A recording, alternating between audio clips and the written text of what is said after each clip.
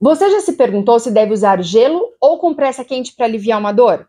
Já utilizou algum deles e não teve o efeito desejado? Então fica nesse vídeo que hoje nós dois vamos te explicar os efeitos fisiológicos do gelo e do calor, suas indicações, contraindicações e muito mais, para que você compreenda melhor essa maravilha da fisioterapia e saiba como utilizá-las de forma correta para otimizar a sua recuperação e o seu bem-estar.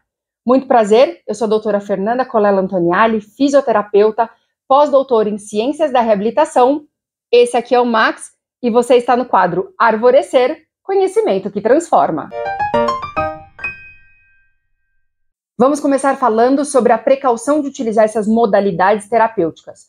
Tanto o calor como o frio exigem um rigoroso controle de temperatura e tempo para evitar complicações. Tanto a exposição excessiva ao calor, que pode resultar em queimaduras, quanto a exposição prolongada ao frio, que pode o quê, Max? A levar lesões por congelamento, representam riscos significativos para a gente.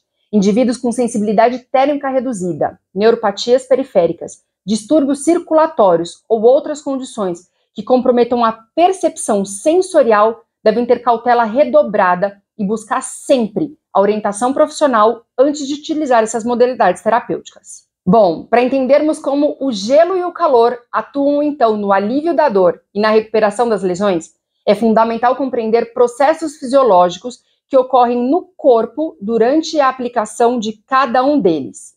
Então, para começar, eu e o Max vamos desvendar esse mistério pelo gelo. E é nesse clima de Frozen que eu e o Max vamos explicar para vocês os principais efeitos do gelo no corpo humano. Vasoconstrição. A aplicação do gelo resulta na contração dos vasos sanguíneos naquela área afetada, reduzindo o fluxo sanguíneo local, certo, Max? Esse efeito diminui o extravasamento de fluidos para o tecido, minimizando o edema e a formação de hematomas. Diminuição do metabolismo celular. O frio reduz a atividade metabólica das células, diminuindo a produção de substâncias inflamatórias e a atividade das enzimas que danificam o tecido. Esse efeito contribui para quê, Max? Para a redução da inflamação e da dor. Anestesia local. O frio diminui a velocidade da condução dos impulsos nervosos, reduzindo a sensibilidade à dor. Esse efeito proporciona um alívio imediato da dor, especialmente nas lesões agudas. Certo, Max. Vamos falar agora sobre as principais indicações do gelo. Lesões agudas como entorse e contusões nas primeiras 48, 72 horas, uma vez que é nesse período que o corpo inicia o processo inflamatório para reparar o tecido danificado. Portanto, é nesse período que a gente utiliza o gelo, sendo fundamental no controle da inflamação, da redução do inchaço e do alívio da dor. Falando em inflamação, quais são os sinais da inflamação, Max? Vermelhidão, inchaço, dor, calor e perda de função. Boa, garoto! Portanto, mesmo que não haja nenhum trauma, como um entorse ou uma contusão, se existe inflamação, os sinais citados anteriormente, que nada mais é do que uma resposta natural do corpo a lesões ou infecções, o gelo também é indicado. É muito importante dizer, Max, que embora a inflamação seja um processo natural e necessário para a cicatrização, o excesso da inflamação pode causar dor e dificultar a recuperação. Por isso, o quanto antes tratar a região inflamada, melhor. Sendo assim, o gelo é eficaz para controlar a inflamação aguda, porque reduz o fluxo sanguíneo local e a atividade metabólica lá na área afetada, diminuindo os sinais que já foram citados antes. Dor aguda. Lembrando que a dor aguda é um sinal de alerta do nosso corpo, indicando que tem alguma coisa errada por ali. A dor aguda é aquela dor que surge de forma repentina e super intensa, geralmente em resposta a uma lesão, um trauma ou uma pancada. Nesses casos, o gelo é eficaz para aliviar a dor aguda, uma vez que diminui a velocidade da condução dos impulsos nervosos e bloqueia a transmissão dos sinais de dor lá para o nosso cérebro. Ô Max, tão importante ou mais do que as indicações são as contraindicações. Então agora, bora falar para essa galera quando não usar o gelo? Doenças vasculares periféricas. Pessoas que apresentam doenças vasculares periféricas podem ter dificuldade em regular a temperatura do corpo e podem ter sensibilidade reduzida ao frio, uma vez que essa condição pode causar o estreitamento ou bloqueio dos vasos sanguíneos, reduzindo o fluxo sanguíneo lá para aqueles tecidos. Portanto, amores, a aplicação de gelo nessas pessoas pode piorar a circulação sanguínea e causar lesões. Hipersensibilidade ao frio. Pois é, seja por uma disfunção do sistema nervoso autônomo, uma resposta imunológica anormal, ou então uma alteração nervosa, uma alteração vascular ou até mesmo fatores genéticos, metabólicos e hormonais. O fato é que sim, existem pessoas que sentem dor ou desconforto intenso ao serem expostas a baixas temperaturas. Justamente por isso, a aplicação do gelo em pessoas nessas condições não é indicada. Feridas abertas. Em primeiro lugar, porque pode o quê, Max? Aumentar o risco de infecção e causar mais dano ao tecido, além de comprometer a resposta imunológica local. Depois, que pode ocorrer um atraso no processo de cicatrização, uma vez que o frio ele reduz o fluxo sanguíneo, como já foi dito, que é necessário lá para a reparação dos tecidos. Pronto, Max, chegou a hora que você mais queria. Vamos falar sobre como usar e por quanto tempo fazer o gelo. Bom, primeiramente é recomendado não aplicar o gelo diretamente na pele, portanto, sempre o envolva num pedaço de pano, numa toalha fina ou utilize uma bolsa de gelo específica. Assim, é possível evitar queimaduras e proteger a pele. A aplicação deve ser feita de forma que quanto maior a área afetada for coberta, melhor. Sobre o tempo de aplicação, a indicação é que seja feita por quanto tempo, Max? 15 a 20 minutos por vez, com intervalo de pelo menos 2 horas entre as aplicações. Mas atenção aos sinais do seu corpo. Se a dor aumentar ou se a pele ficar excessivamente vermelha ou dolorida, interrompa a aplicação do gelo imediatamente. Max, bora sair desse frio do Alasca e, como boa goiana, ir direto para o centro-oeste brasileiro falar do calor? Agora sim, devidamente em temperaturas altas, vamos falar primeiramente sobre os principais efeitos do calor no corpo humano. Vasodilatação. A aplicação do calor causa a dilatação dos vasos sanguíneos na área afetada, aumentando, portanto, o fluxo sanguíneo local. Esse efeito faz com que aumente o aporte de oxigênio e dos nutrientes nos tecidos, promovendo a reparação e a regeneração celular. Relaxamento muscular. Fala aí, Max. O calor diminui a tensão dos músculos, relaxando os músculos tensos e reduzindo os espasmos musculares. Esse efeito alivia a dor muscular, a rigidez, além de melhorar a flexibilidade. Alívio da dor. O calor aumenta a atividade dos receptores sensoriais, inibindo a transmissão dos impulsos de dor. Esse efeito, Max, proporciona o alívio da dor, especialmente em dores musculares crônicas. E por falar em dores crônicas, Max, vamos falar para essa galera as principais indicações do calor? Dores musculares crônicas, que são aquelas que persistem por longos períodos, geralmente por mais de 3 meses. E nesses casos, o calor é eficaz porque aumenta o fluxo sanguíneo lá na musculatura, relaxando e reduzindo a tensão muscular. Rigidez articular, que é a dificuldade em movimentar a articulação, geralmente acompanhada de dor e desconforto. O calor ajuda, nesses casos, a aumentar a flexibilidade das articulações, relaxando os músculos e tendões ao redor da articulação. Alívio das cólicas menstruais. O calor relaxa os músculos do útero, aliviando o desconforto das cólicas, proporcionando alívio.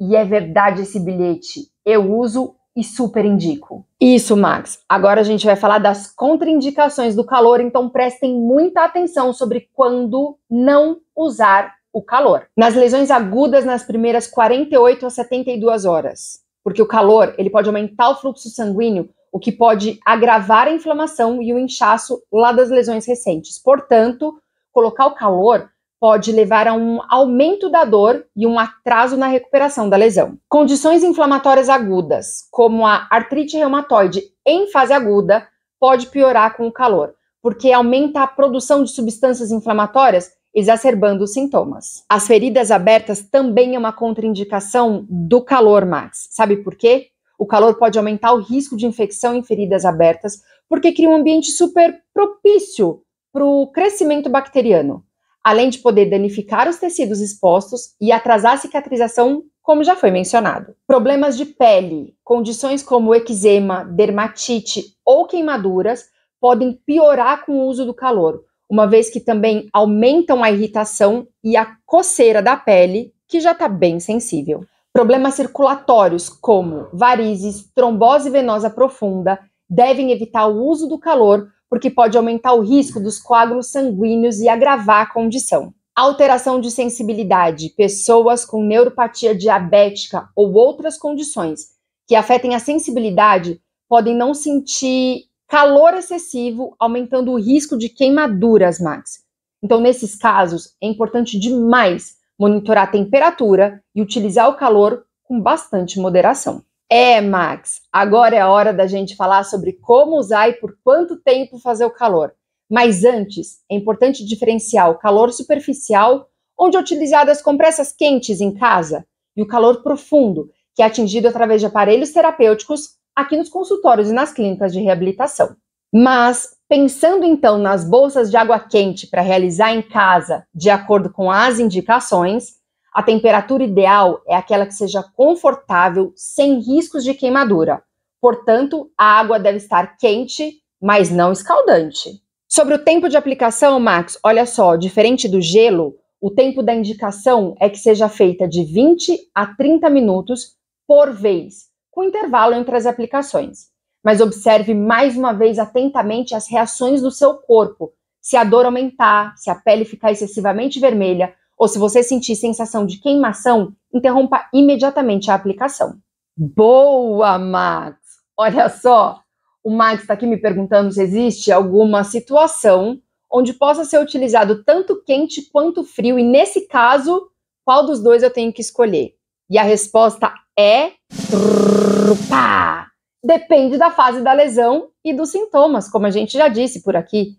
Eu vou dar alguns exemplos para vocês, mas o mais importante é saber que lesões agudas é gelo e lesões crônicas é quente. Mas bora de exemplo, Max. Espasmos musculares. Gelo, caso haja dor ou inflamação, e calor para relaxar. Osteoartrose. Gelo no período onde a articulação está inflamada, aguda, inchada, quente ou dolorida. Ou calor em casos onde a fase ela já está mais crônica, para melhorar a rigidez matinal, as tensões musculares ao redor da articulação. Tensões musculares. Gelo para tensões musculares agudas, especialmente após um exercício intenso.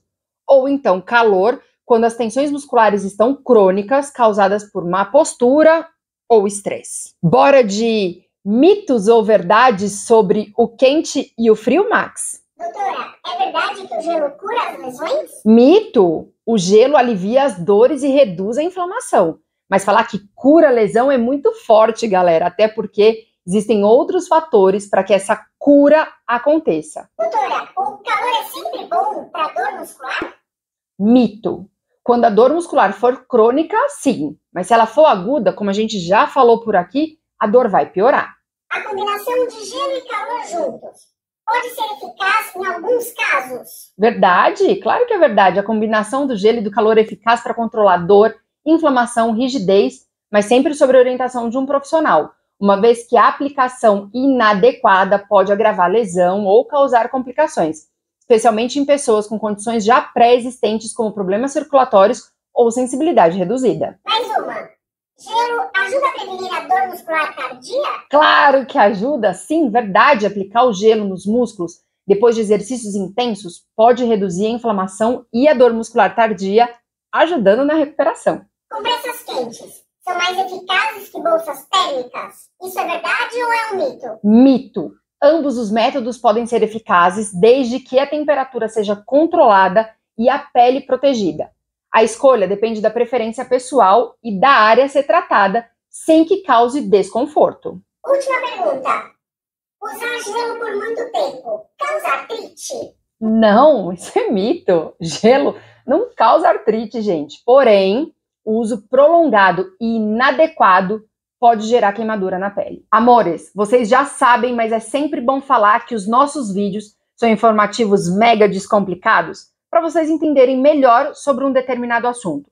Mas é sempre recomendável consultar um fisioterapeuta especializado ou um médico para obter as orientações individualizadas sobre a necessidade de vocês. No caso do assunto desse vídeo, se é melhor usar quente ou gelo. Mas agora que vocês já sabem que o gelo e o calor são ferramentas valiosas, use-as com cuidado e encontre o conforto que você procura. Até porque o alívio que você procura pode literalmente estar ao alcance de suas mãos. Se você gostou desse vídeo, eu e o Max, a gente te convida a curtir, comentar, compartilhar com seus amigos. E se você tem algum assunto que queira ver por aqui de forma mega descomplicada, já deixa nos comentários que nós dois vamos ter o maior prazer em gravar um vídeo para você. Aliás, eu e o Max vamos ficando por aqui. Beijo!